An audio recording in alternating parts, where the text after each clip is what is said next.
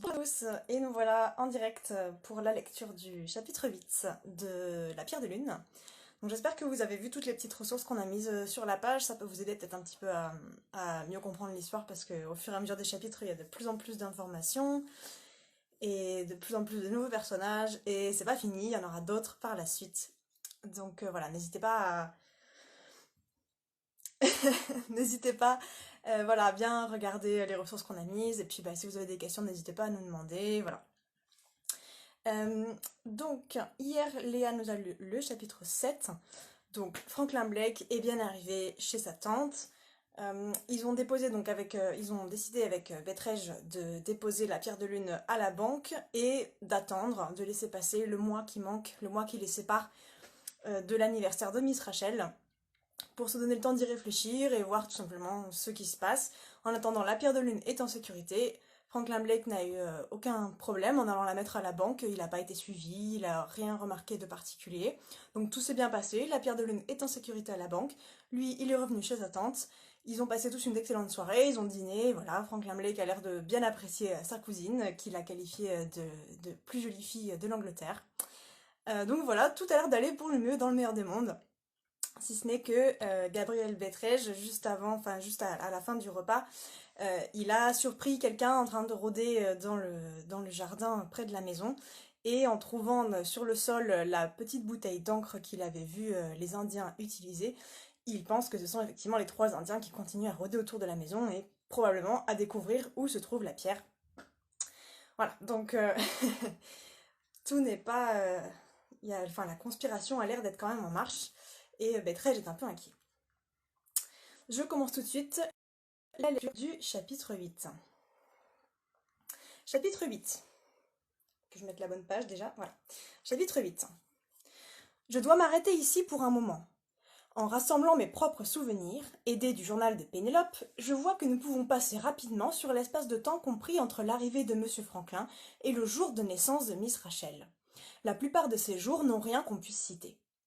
Donc, avec votre permission, et avec le secours de Pénélope, je noterai seulement quelques dates ainsi que les faits qui s'y rapportent, me réservant de reprendre mon journal quotidien dès que j'arriverai au moment où la pierre de lune devint l'occupation principale de tout le monde dans la maison.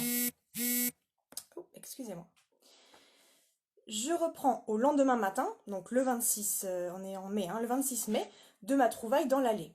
Je montrai à M. Franklin cette pièce de conviction et lui racontai comment j'en étais devenu possesseur.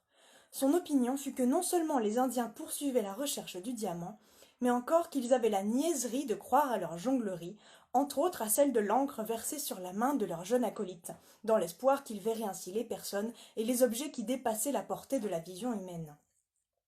À ce que m'apprit M. Franklin, chez nous, aussi bien qu'en Orient, il y a des gens qui pratiquent ces momeries, sans addition d'encre magique toutefois. Ils appellent cela d'un nom français qui signifie quelque chose. Alors, est-ce que ça marche ou pas? Il y a eu un bug. Alors, bon, j'espère que ça marche. Je vais continuer en espérant que vous m'entendez bien. Excusez-moi pour ce petit contretemps, le Wi-Fi qui est un peu capricieux. Alors, j'en étais donc à... À ce que m'apprit M. Franklin, chez nous, aussi bien qu'en Orient, il y a des gens qui pratiquent ces momeries, sans addition d'encre magique toutefois. Ils appellent cela d'un nom français, qui signifie quelque chose comme le don de seconde vue. Ah merci Gabin. Croyez-le bien, ajouta M. Franklin, les Indiens étaient convaincus que le diamant reposait ici, entre nos mains, et ils avaient amené leur jeune voyant afin d'être bien renseignés par lui sur le lieu précis où se trouvait le diamant, dans le cas où ils seraient parvenus à pénétrer la nuit dernière dans la maison. Pensez-vous qu'ils tenteront d'y entrer de nouveau, monsieur dis-je. Cela dépend, répondit M. Franklin. Cela dépend du degré d'initiation du jeune garçon. S'il peut apercevoir le diamant enfermé à l'abri de toute atteinte dans la caisse de la banque de Freezing Hall, nous ne serons plus pour le moment troublés par les visites des Indiens. S'ils ne possèdent pas le don de seconde vue, nous avons plus d'une chance de les revoir ou de les attraper dans le taillis, et cela avant peu. J'attendais donc avec assez d'intrépidité une nouvelle apparition, mais, chose étrange, elle n'eut jamais lieu. Soit que les jongleurs eussent appris en ville la visite de M. Franklin à la banque, et qu'ils en aient tiré leurs conclusions, soit que l'enfant eût réellement vu le diamant et ses pérégrinations, ce que pour ma part je ne croirais pas un seul instant. soit enfin que le hasard seul s'en mêla, nous n'aperçûmes plus l'ombre d'un Indien pendant les semaines qui s'écoulèrent jusqu'à l'anniversaire de Miss Rachel. Les jongleurs continuèrent à exhiber leurs tours dans la ville ou aux environs. Monsieur Franklin et moi restâmes dans l'attente, décidés à ne pas mettre les coquins trop sur leur garde en dévoilant hâtivement nos soupçons. Sur cet exposé de nos situations respectives, je finirai tout le récit de ce que j'ai à dire des Indiens pour le moment. Le 29 de ce mois, Monsieur Franklin et sa cousine découvrirent une manière nouvelle de passer le temps qui eût pu, sans cet amusement, leur sembler un peu long. J'ai des raisons qui se développeront plus tard de vous faire particulièrement remarquer quel genre d'occupation ils adoptèrent. Les gens du monde en général ont un grand élément d'ennui dans leur existence, c'est leur paresse. Leur vie se passe la plupart du temps à la recherche d'une occupation, et il est curieux de les voir souvent se divertir à quelque chose de bizarre, de laid ou de sale. Ceux qui ont ce qu'on appelle des goûts intellectuels semblent surtout atteints de cette manie. 9 fois sur 10, ils tourmentent quelqu'un, ou bien ils abîment quelque chose et restent convaincus qu'ils ajoutent beaucoup à la culture de leur esprit, quand la vérité tout unie est qu'ils ne font que salir et déranger une maison. J'ai vu des dames, je le dis à regret, aussi bien que des messieurs, sortir les poches pleines de vieilles boîtes à pharmacie pour aller à la chasse, des lézards, des escargots, des araignées, des grenouilles. Et de retour au logis, on transperce ces pauvres bêtes avec des épingles, ou bien on les coupe en petits morceaux, sans éprouver le moindre remords. Vous trouvez l'un de vos jeunes maîtres en extase devant une araignée qu'il contemple au travers d'une loupe, ou bien vous vous butez contre une malheureuse grenouille qui descend l'escalier sans sa tête. Et lorsque vous vous récriez contre ces inutiles cruautés, on vous répond que votre jeune maître ou votre jeune maîtresse montre ainsi son goût pour l'histoire naturelle. D'autres fois, ils gâteront une belle fleur en la lardant de vilains instruments sous le prétexte d'apprendre sa structure. Sa couleur en sera-t-elle pourtant plus belle, ou son parfum plus doux, lorsque votre stupide curiosité sera satisfaite à ses dépens? Mais qu'importe, il faut, entendez-vous, il leur faut tuer le temps. Enfant, vous tripotiez de la boue et vous faisiez de franches saletés. Arrivé à l'âge d'homme, vous vous plongez, croyez-vous, dans la science en disséquant des fleurs et des insectes. Cela revient toujours à dire que vous n'avez pas d'idée dans votre pauvre cervelle vide et rien à faire de vos pauvres mains oisives. Parfois, cette agitation stérile aboutit à couvrir une toile de peinture dont l'odeur empeste la maison. Ou bien vous gardez des larves et d'autres horreurs dans des bocaux pleins d'eau sale qui soulèvent le cœur à vos voisins. Puis vous semez des débris de cailloux en guise d'études géologiques dans tout le logis. Ou bien encore vous vous tachez les doigts avec le collodion et aucun visage ami ne trouve grâce devant votre appareil photographique. Il est clair qu'il est souvent dur aux gens qui ont leur vie à gagner d'être obligés de travailler pour se procurer les vêtements qui les couvrent, le toit qui les abrite et le pain qui les nourrit. Mais comparez le métier du plus pénible à cette existence d'oisiveté qui s'en prend aux animaux et aux fleurs, et vous remercierez encore le ciel que votre tête soit forcée de penser et vos mains obligées de remuer. Quant à M. Franklin et à Miss Rachel, je leur dois la justice de dire qu'ils ne torturaient rien. Ils se bornaient à gâcher et n'abîmèrent que les panneaux d'une porte. Le génie universel de M. Franklin lui faisant tout entreprendre, il se lança dans ce qu'il nommait la peinture décorative. Il avait inventé, daigna-t-il nous dire, un nouveau procédé de détrempe, et il attribuait à cette composition les qualités d'un agent actif. Quels ingrédients y figuraient, je l'ignore, mais l'effet qu'elle produisait, je puis vous le dire en 2 mots, elle infectait. Miss Rachel n'ayant pas de cesse qu'elle n'eût essayé cette nouvelle merveille, M. Franklin fit venir les matières premières de Londres, opéra le mélange, qui tout d'abord réussit à faire éternuer Bête et Jean, puis il orna la robe de Miss Rachel d'un tablier à bavette et se mit de concert avec elle à décorer son petit salon que, faute d'un nom élégant en anglais, on nommait le boudoir. Ils commencèrent par l'intérieur des portes. M. Franklin enleva tout le vernis neuf avec de la pierre ponce et obtint une surface unie pour son travail futur. Miss Rachel alors se mit en demeure de couvrir sous sa direction l'espace libre de devises ingénieuses, griffons, oiseaux, fleurs, amour et autres gentillesses à l'imitation d'un célèbre peintre italien dont le nom m'échappe. Je sais seulement que c'est celui qui a rempli l'univers de Vierge Marie et dont la bonne amie était boulangère. Comme occupation, ces décorations étaient un ouvrage peu propre et n'avançaient que lentement. Mais nos jeunes gens n'en semblaient jamais fatigués. Tout le temps qu'ils ne donnaient ni à la promenade, ni aux visites, ni au repas, ni à leur duo de chant, ils l'employaient à abîmer cette porte, aussi appliquée à leur besogne que des abeilles dans une ruche. Pourtant, qui a donc écrit que Satan trouve encore le moyen de perdre les gens les plus occupés? S'il avait été à ma place dans la famille et qu'il eût vu les deux cousins, qui avec sa brosse, qui avec son agent actif, il eût pensé que jamais plus grande vérité ne trouva ici à être appliquée. La première date digne d'être notée est celle du dimanche 4 juin. Ce soir-là, dans la salle des gens, nous débattîmes entre nous une question qui, comme celle de la décoration du petit salon, se rattache à des faits à venir. Remarquant le plaisir que M. Franklin et sa cousine semblaient trouver dans la société l'un de l'autre, et voyant quel joli couple ils feraient à tout égard, nous discutâmes les nombreuses chances qu'ils avaient d'être réunis pour autre chose que pour l'ornementation d'un salon. Plusieurs d'entre nous prédirent que la maison verrait un mariage avant la fin de l'été. D'autres, dont je faisais partie, admirent qu'en effet il y avait des probabilités pour que Miss Rachel fût mariée, mais, pour des raisons que la suite vous apprendra, nous doutions que son futur fût M. Franklin Blake. Ce qui était hors de doute, c'est que M. Franklin était pour sa part fort amoureux. La question était de découvrir les sentiments de Miss Rachel. Permettez-moi de vous faire connaître ma jeune maîtresse, et puis vous verrez si vous parvenez à bien comprendre son caractère. Le 18e anniversaire de Miss Rachel devait tomber au 21 de juin prochain. Si par hasard vous aimez les femmes brunes, lesquelles ont cessé depuis peu, m'a-t-on dit, d'être en faveur dans le monde élégant, et que vous ne teniez pas absolument à la taille, je vous réponds de Miss Rachel comme d'une des plus jolies personnes que vous eussiez pu voir. Elle était mince et petite, mais parfaitement proportionnée des pieds à la tête. En la voyant s'asseoir, se lever, surtout en la voyant marcher, tout homme de sens aurait été convaincu qu'elle devait le charme de son extérieur à la nature et non à ses vêtements. Ses yeux et ses cheveux rivalisaient du plus beau noir. Son nez paraissait trop petit, j'en conviens, mais, et pour emprunter les paroles de M. Franklin, la bouche et le menton étaient des morceaux de Dieu. Toujours selon la même autorité, son teint chaud comme un rayon de soleil avait sur celui-ci l'avantage de ne pas brûler ceux qui le regardaient. Ajoutez-y qu'elle portait la tête haute et d'un air vraiment distingué, qu'elle possédait une voix claire, d'un timbre métallique, et un sourire qui commençait dans les yeux pour arriver jusqu'aux lèvres. Vous aurez dès lors un portrait complet et aussi frappant que j'ai pu le décrire. Maintenant, que dirais-je du caractère? Cette charmante créature avait-elle des défauts?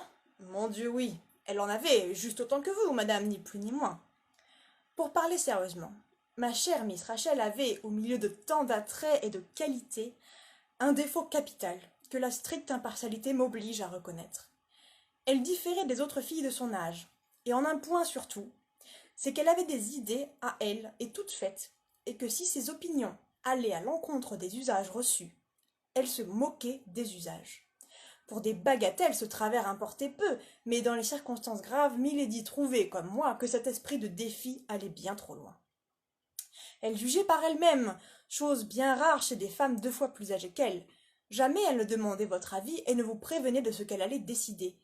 Elle ne mettait personne, pas même sa mère, dans la confidence de ses secrets. Dans les moindres choses comme dans les plus grandes, avec ceux qu'elle aimait comme avec ceux qu'elle détestait, sentiments dont elle s'acquittait également bien, Miss Rachel suivait un petit système personnel qui suffisait aux peines et aux joies de son existence intime. Que de fois n'ai-je pas entendu répéter à milady: le meilleur ami et le pire ennemi de Rachel sont tous deux Rachel elle-même. Un mot encore et j'ai fini. Avec ce caractère concentré et cette volonté inflexible, il n'y avait pas un atome de fausseté en elle. Je ne me souviens pas de l'avoir vue manquer à sa parole. Dire oui pour elle ne signifiait jamais qu'elle pensât à faire le contraire. Plus d'une fois dans son enfance, je la vis supporter une réprimande ou un châtiment à la place d'une amie plutôt que de l'accuser. Personne ne put jamais lui faire avouer ni nier en ce cas la faute dont elle se laissait accuser à tort. Elle vous regardait bien résolument, en face, secouait son petit mignois, et vous disait nettement: vous ne me ferez pas parler. Punie de nouveau pour son obstination, elle voulait bien demander pardon pour avoir dit: je ne veux pas parler, mais on avait beau la mettre au pain et à l'eau, elle ne répondait rien de plus. Entêtée, volontaire comme un démon, j'en conviens, mais une créature parfaite à travers tout cela. Peut-être voyez-vous ici une certaine contradiction. Eh bien, je vais vous glisser un mot dans le tuyau de l'oreille. Étudiez votre femme pendant 24 heures, et si durant ce temps vous ne découvrez chez la bonne dame aucune contradiction, que le ciel ait pitié de vous, car vous avez épousé un monstre. En vous faisant le portrait de Miss Rachel, j'ai trouvé une transition pour vous parler des intentions matrimoniales de la jeune personne. Le 12 juin, ma maîtresse adressa à un gentleman de Londres une invitation pour venir passer le jour anniversaire de Miss Rachel à la maison. C'est à cet heureux personnage que je croyais le cœur de ma jeune maîtresse attaché. De même que M. Franklin, il était son cousin et se nommait M. Godfrey Ablewhite. La seconde sœur de Milady, n'ayez pas peur, cette fois nous ne nous étendrons pas trop longtemps sur les affaires de famille, eut un désappointement dans ses affections de jeunesse. Lorsqu'à la suite de ce chagrin elle prit un mari, elle fit ce qu'on appelle une mésalliance. Il y eut grand tapage dans la famille quand l'honorable Caroline persista à épouser M. Ablewhite, le simple banquier de Fresinghall.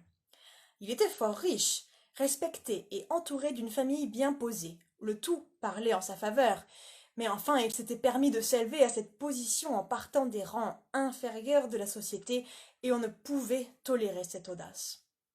Toutefois, avec le temps, et grâce au progrès des Lumières modernes, la mésalliance finit par être acceptée. Nous devenons si libéraux. Personne ne se soucie guère, pourvu que les droits de chacun soient égaux, de savoir si tel membre, soit du Parlement, soit de la société moderne, est un balayeur des rues ou un duc. Voilà le point de vue moderne, et je l'admets. Les Ablewhite demeuraient dans une belle maison, entourée d'un parc et située à la porte de Fresinghall. Ils étaient fort respectés dans leur voisinage et dignes de l'être. Ils ne nous occuperont guère par la suite, à l'exception de M. Godfrey, le second fils de M. Ablewhite, qui tiendra une place considérable dans mon récit, surtout par rapport à Miss Rachel.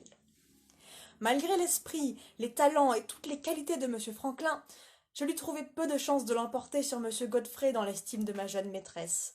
En premier lieu, M. Godfrey était, au point de vue de la tournure, le plus bel homme des deux.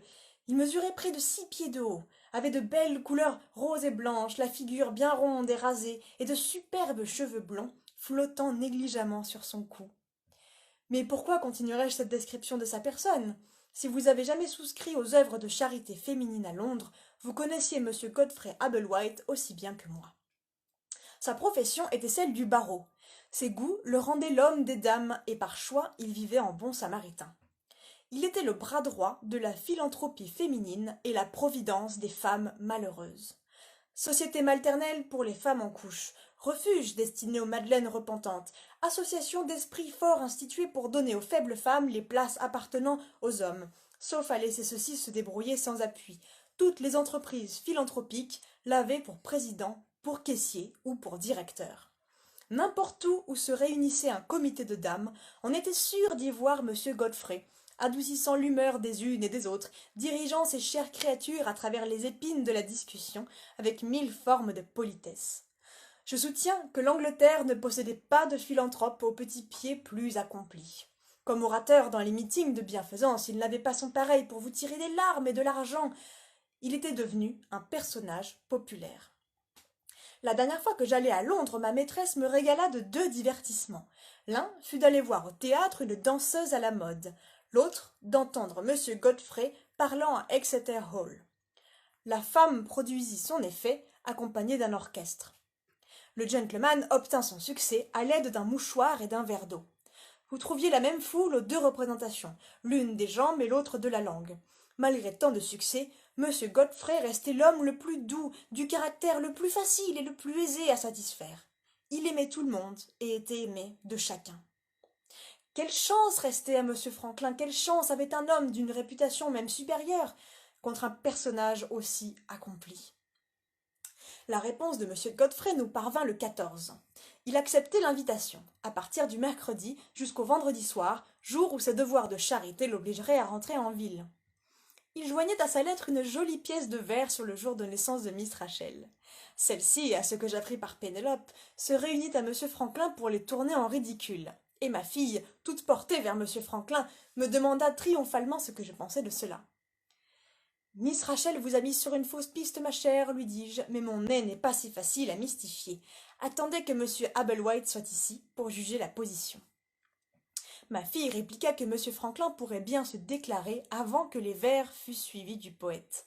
À cela je ne pouvais rien opposer, car j'avoue que M. Franklin ne perdait aucune occasion de se mettre dans les bonnes grâces de sa cousine.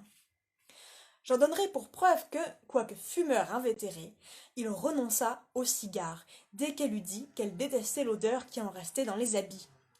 Il dormit si mal après cet acte de soumission, par suite de la privation de son narcotique habituel, et il souffrit tellement de ce changement d'habitude, que Miss Rachel fut la première à le prier de reprendre ses cigares. Mais il persista dans sa résolution. Jamais il ne reprendrait rien de... Ouh, on a encore été interrompu. Je sais pas ce qui s'est passé, bon, j'espère que vous avez suivi. Donc Monsieur Franklin a arrêté le cigare, et Miss Rachel fut la première à le prier de reprendre ses cigares. Mais il persista dans sa résolution. Jamais il ne reprendrait rien de ce qui pouvait lui causer un instant d'ennui, et sa volonté l'aiderait à se vaincre et même à retrouver le sommeil. Tant de dévouement, ainsi pensait chacun, ne pouvait manquer de faire impression sur Miss Rachel, sans compter encore le travail en commun de la décoration du boudoir. Tout cela est très joli, mais enfin elle avait dans sa chambre à coucher une photographie de M. Godfrey, qui le représentait dans la pose d'un orateur de meeting, ses cheveux jetés en arrière par le feu de son éloquence, et ses beaux yeux forçant l'argent à sortir des poches. Que direz-vous de cela? Chaque matin, de l'aveu même de Pénélope, l'homme incomparable que toutes les femmes s'arrachaient, assistait en effigie à la toilette de Miss Rachel, et je persistais à croire qu'avant peu il aurait le droit de voir en réalité ses beaux cheveux peignés par Pénélope. Le 16 juin survint un événement qui diminua encore, selon moi, les chances de M. Franklin. Un monsieur à l'air assez bizarre, parlant l'anglais avec un accent étranger, vint ce matin demander M. Franklin Blake pour lui parler affaires. Ces affaires ne pouvaient regarder le diamant pour deux motifs. D'abord parce que M. Franklin ne m'en parla pas. Secondement parce qu'il s'en entretint avec Milady. Celle-ci en toucha sans doute quelques mots à sa fille.